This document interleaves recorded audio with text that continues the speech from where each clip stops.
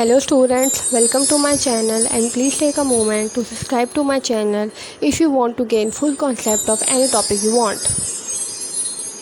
So students, welcome to the biology class, and in this class we learn about the topic the mechanism of breathing, which involve two major processes of inspiration and expiration, and we also learn about the control of breathing. So now we learn about the mechanism of breathing. As we learned in our previous videos that the whole mechanism of breathing occur in lungs, but now we learn about the fact that the lungs neither draw in air nor push it out of it. Means that the lungs neither take air into themselves by their own and neither push the air out of it by their own.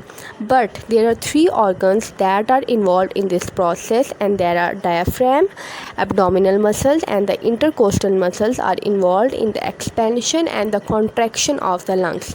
Expansion of lungs mean that the lungs relax and become into their own shape, while the contraction of the lungs mean that the lungs contract, mean they reduce into their shape.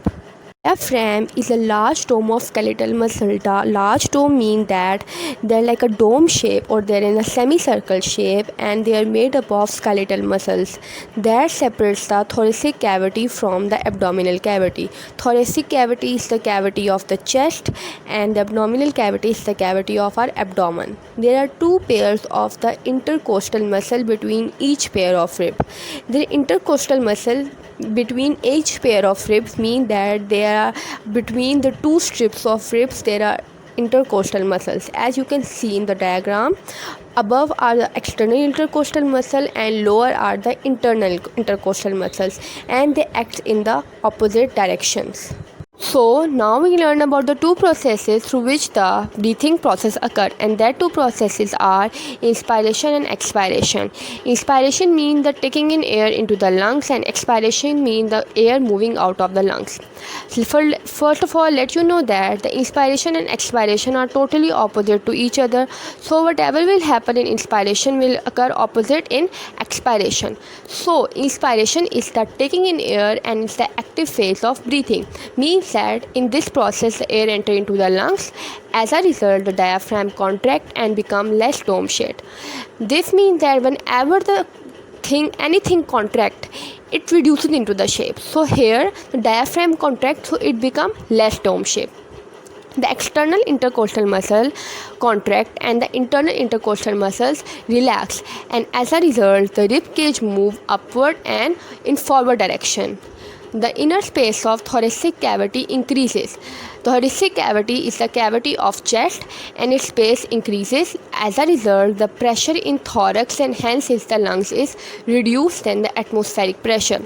As we know that whenever something is a large space, its pressure is small, and whenever something has a small space, its pressure is large. So here the space of thoracic cavity is large, so pressure inside is small. As a result, the air move into the lungs and alveoli become inflate. So students, now we learn about expiration, which is totally opposite to inspiration. So whatever had happened in inspiration will occur opposite in expiration. So what is expiration? It is the removal of air and it is the passive phase of breathing. Removal of air means that here the air move out of the lungs.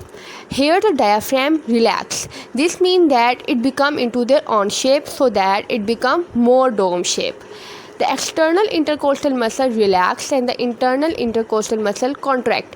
Means that the internal intercostal muscle relax here, as in inspiration it contracts, so here it relax, and internal intercostal muscle contract here, as in inspiration it relax. So the rib cage here move backward and in the downward direction. The inner space of thoracic cavity decreases, and the pressure in the thorax and the lungs is increased than the atmospheric pressure. Means that here the space of the thoracic cavity is small, so pressure inside is large. As a result, the pressure become more than the atmospheric pressure, so the lungs can't tolerate such a high pressure. As a result, the air move out of the lungs and the lungs become into its original shape. So the internal pressure of the lung and atmospheric pressure become equal. Control of breathing. Now we study about those organs that are involved for controlling our breath. As we know that our process of breathing is an involuntary action. Involuntary action means that breathing is a process that can't be controlled by us. As we know that we can move our hand, that is in our control. We can move our leg, that is in our control. So there are voluntary actions, but involuntary actions are those actions that is not by in our control and that is performed by our body. So they are involuntary actions like beating of heart, crushing of food in the stomach, as well as the breathing process is also an involuntary action. So there are three organs that are involved in controlling of breathing, and that three organs are medulla, cerebral cortex and the limbic system. These three organs are present in our brain and carry out the process of breathing. The respiratory center is present in the medulla of our brain that carries out the process of breathing. As we know that we unconsciously breathe several times a minute, so these are the respiratory centers that are present in our medulla of the brain that carries out the process of breathing. And now we learn about the three portions that are the part of the respiratory center. These three portions are the ventral portion, the dorsal portion and the lateral portion. All three portions perform a different function of the respiratory center. So now we learn what is the rate and depth of respiration. Rate of respiration means that how many times we inhale or exhale the air per minute. And depth of respiration means that how deep we inhale or exhale the air in a minute. So ventral portion of the medulla means that the lower portion of the medulla works to increase the rate and depth of inspiration and is called inspiratory center. So the lower portion of the medulla acts in a way that it is used to increase the rate and depth of inspiration, means that it is used to increase the rate and depth of the inhaled air and is known as inspiratory center. So the dorsal and the lateral portion, which is the top and the side portion of the medulla, is to increase the rate and depth of expiration. So it is known as expiratory center. Mean that the dorsal and the lateral portion, which is the side and the top portion of a medulla, is used to increase the rate and depth of the exhaled air from the lungs.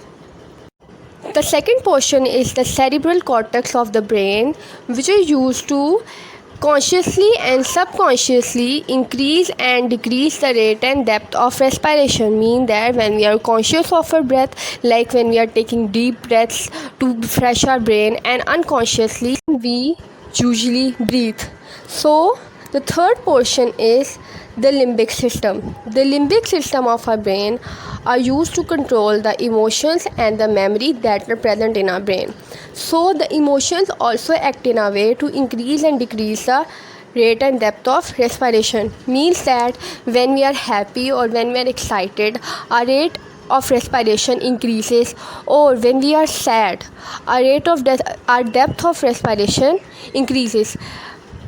Means that when we are sad, our heart is floating, so our depth of respiration increases. So through emotions, the rate and depth of respiration is also affected. This means that the limbic system also plays an important role to increase and decrease the rate and depth of respiration.